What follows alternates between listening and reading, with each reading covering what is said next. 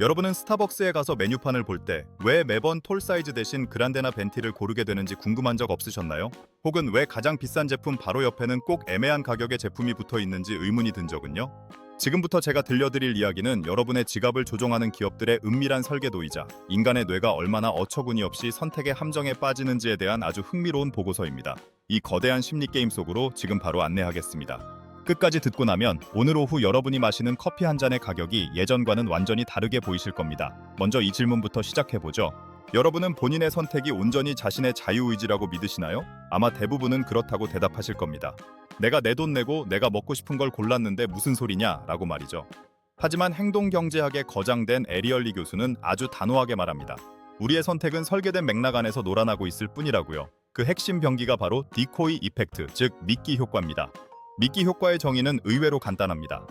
두 가지 선택지 사이에서 고민하는 소비자에게 어느 한쪽을 훨씬 더 매력적으로 보이게 만드는 세 번째 선택지, 즉 미끼를 던져서 특정 선택을 유도하는 기법을 말하죠. 여기서 중요한 건 이 미끼가 실제로 팔리기 위해 존재하는 게 아니라는 점입니다. 미끼의 유일한 존재 이유는 오직 들러리를 서서 우리가 비싼 것을 선택하게 만드는 데 있습니다.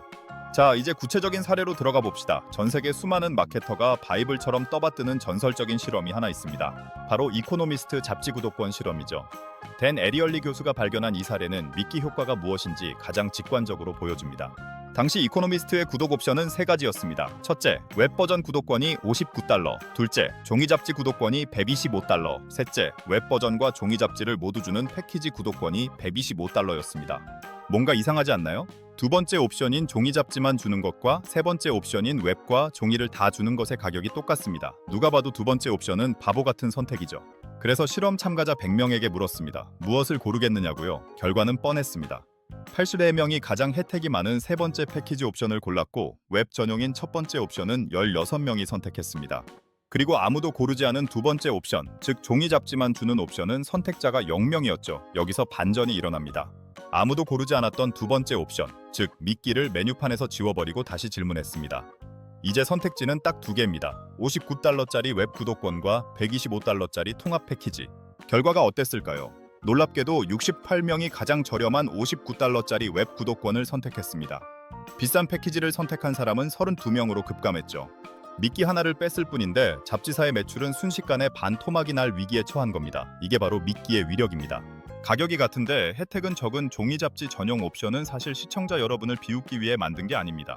그건 $125에 웹까지 다 주는 패키지가 얼마나 합리적인 선택인지 봐라 라고 소리치는 이정표였던 셈이죠.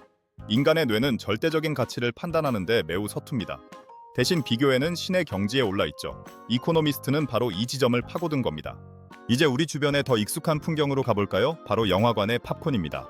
여러분, 영화관에 가면 팝콘 사이즈가 보통 세 종류죠. 스몰, 미디엄, 라지. 그런데 가격을 잘 보세요. 스몰이 5,000원인데 미디엄이 7,500원이고 라지가 8,000원인 경우가 허다합니다. 미디엄과 라지의 가격 차이가 고작 500원밖에 안 나는 거죠. 이때 여러분의 뇌에서는 어떤 일이 벌어질까요? 에이, 미디엄 먹으려다가 500원만 더 내면 라지로 주는데 당연히 라지 먹어야지 라고 생각하며 기분 좋게 8,000원을 결제합니다. 하지만 진실은 이렇습니다. 영화관 측은 애초에 여러분에게 미디엄 사이즈를 팔 생각이 전혀 없었습니다. 미디엄 사이즈는 오직 여러분에게 라지가 이렇게나 가성비가 좋다는 착각을 심어주기 위해 배치된 미끼일 뿐이니까요. 사실 팝콘 원가는 얼마 되지도 않는데 여러분은 500원의 이득을 보려다가 원래 쓰려던 돈보다 3,000원을 더 쓰게 된 겁니다. 이런 전략은 스타벅스의 컵 사이즈에서도 완벽하게 재현됩니다. 톨, 그란데, 벤티. 사실 가장 많은 이윤을 남기는 효자 상품은 중간에 낀 그란데인 경우가 많습니다. 톨 사이즈는 너무 작아 보이고 벤티는 너무 부담스럽게 느껴질 때 뇌는 자연스럽게 가장 합리적이라고 판단되는 중간 지점을 찾습니다. 이때 기업들은 가격 설계를 통해 그란데를 가장 매력적인 타협점으로 보이게 만듭니다. 그런데 여기서 한 단계 더 나아간 무서운 전략이 있습니다. 바로 프리미엄 미끼 전략입니다. 소매점에서 가끔 말도 안 되게 비싼 명품 가방이나 초고가 와인을 진열해 놓는 것을 보신 적 있을 겁니다. 저걸 누가 사? 싶을 정도의 가격이죠. 맞습니다. 실제로 그건 팔려고 내놓은 게 아닙니다. 그 초고가 제품 옆에 놓인 평소라면 비싸서 엄두도 못 냈을 차선책을 저렴해 보이게 만드는 착시 효과를 노린 겁니다. 1천만 원짜리 시계 옆에 놓인 200만 원짜리 시계는 갑자기 가성비 아이템으로 둡갑하는 마법. 이것이 바로 미끼 효과의 또 다른 얼굴입니다. 이 미끼 효과가 더 무서운 점은 단순히 소비 영역에만 머물지 않는다는 겁니다. 우리의 연애, 구직, 심지어 정치적 선택에도 이 메커니즘이 작동합니다. 댄 에리얼리는 재미있는 실험을 하나 더 했습니다. 사람들에게 3명의 데이트 상대 사진을 보여줬는데요. A와 B는 둘 다 매력적이지만 스타일이 다릅니다. 그런데 여기서 A와 비슷하게 생겼지만 포토샵으로 외모를 살짝 하향시킨 A 사진을 미끼로 넣었습니다. 결과는 어땠을까요? 사람들은 압도적으로 A를 선택했습니다.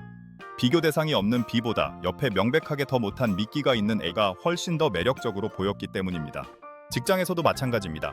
연봉 협상을 할 때나 제안서를 제출할 때 의도적으로 조금은 부족한 미끼 제안을 섞어보세요.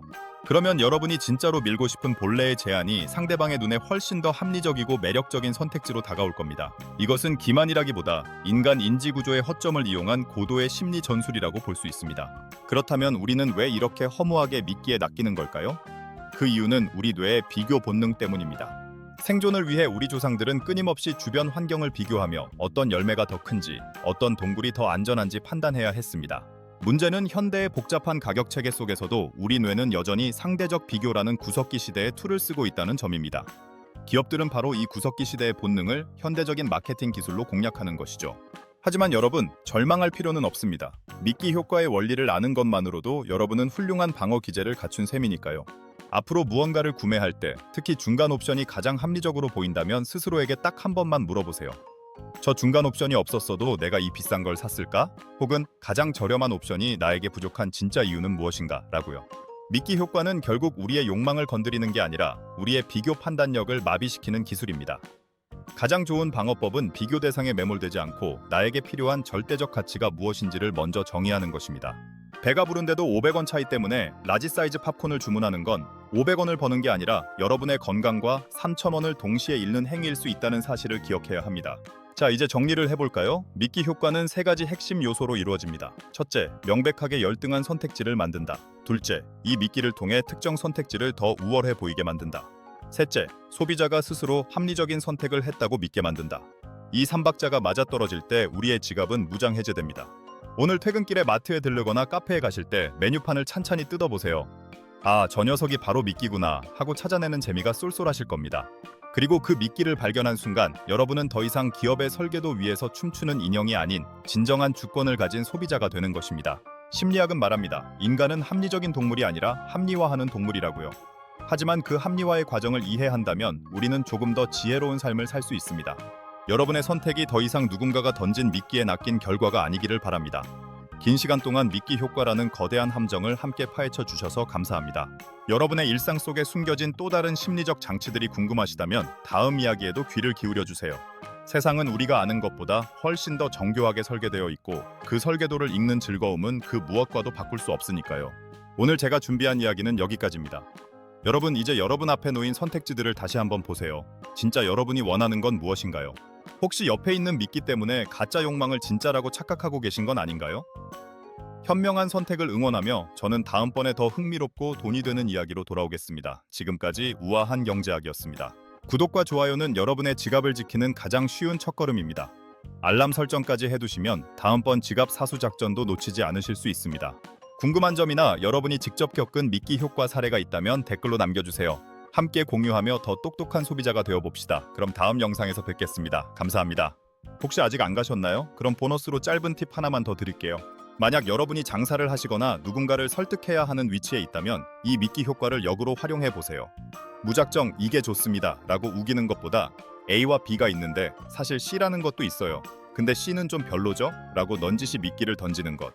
이것이 상대를 내 편으로 만드는 최고의 대화법이 될 수도 있습니다. 단, 이 기술은 선한 의도로 사용해야 한다는 점 잊지 마세요. 정말로 끝입니다. 여러분의 오늘 하루가 미끼 없는 투명하고 행복한 선택들로 가득 차길 진심으로 기원합니다. 진짜로 안녕히 계세요.